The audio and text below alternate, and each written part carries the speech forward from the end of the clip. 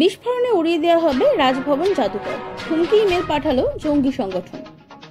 রাজারাম রেগে গ্রেপ্তার হওয়ার পর সেই ঢেউ কলকাতায় আছড়ে পড়বে এমন একটা চিন্তা করেছিল কলকাতার পুলিশ এসটিএফ। আর আজ মঙ্গলবার রাজভবন উড়িয়ে দেওয়ার হুমকি চিঠি পেল গভর্নর হাউস থেকে শুরু করে ভারতীয় জাদুঘর, এমনকি একাধিক সরকারি কার্যালয় ও দ্রষ্টব্যস্থানে বিস্ফোরণ ঘটানো হবে বলেও হুমকি দিয়ে ইমেল করা হয়েছে।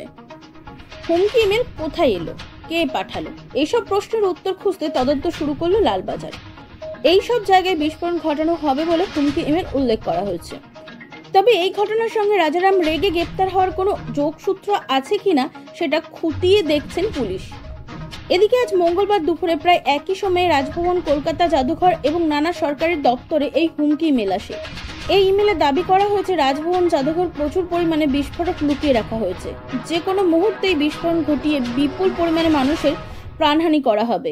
নাশকতার হুমকি দিয়ে ইমেল মেলার পর ব্যাপক আলোড়ন পড়ে গিয়েছে মহানগরী জুড়ে।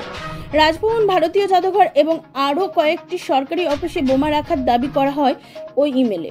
টেরোরাইজরা 111 নাম দিয়ে নিজেদের একটি জঙ্গি গোষ্ঠী বলে দাবি করা হয়েছে ওই ইমেলে। অন্যদিকে সদ্য 26/11 হামলা জঙ্গির রাজারাম রেগে কলকাতায় এসে রেকি করে যায়। তার নিশানায় ছিল অভিষেক বন্দ্যোপাধ্যায়।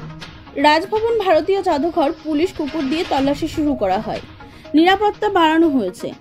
আর কোন আইপি অ্যাড্রেস থেকে এই হুমকি ইমেল পাঠানো হয়েছে সেটা খতিয়ে দেখছে পুলিশ। এছাড়া ওই হুমকি ইমেল সতর্ক করে বলা হয়েছে, আমরা আপনাকে জানাতে চাই যে আপনার বাড়ির বেশ কয়েকটি জায়গায় আমরা প্রচুর পরিমাণে বিস্ফোরক বসিয়ে রেখেছি।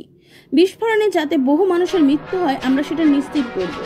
নিজেদের জঙ্গি সংগঠন বলে দাবি করা হয়েছে ওই ইমেলে। আরও দাবি করা হয়েছে যে বহু মানুষের মৃত্যুর ঘটনায় এই জঙ্গি সংগঠনের উদ্দেশ্য। হাওড়া এক সরকারি দপ্তরে এই ইমেল এসেছে বলে সূত্রে খবর। একই ইমেল আইডি থেকে সবকটি জায়গায় হুমকি ইমেল পাঠানো হয়েছে। রাজভবন, ভারতীয় জাদুঘরের নিরাপত্তা বাড়ানো হয়েছে। এই ঘটনায় নড়েচড়ে বসেছে রাজ্যের পুলিশ প্রশাসন। তদন্ত শুরু করে দিয়েছে লালবাজার। কয়েকদিন আগে এই একই ধরনের হুমকি ইমেল এসেছিল কলকাতা বিমানবন্দরে।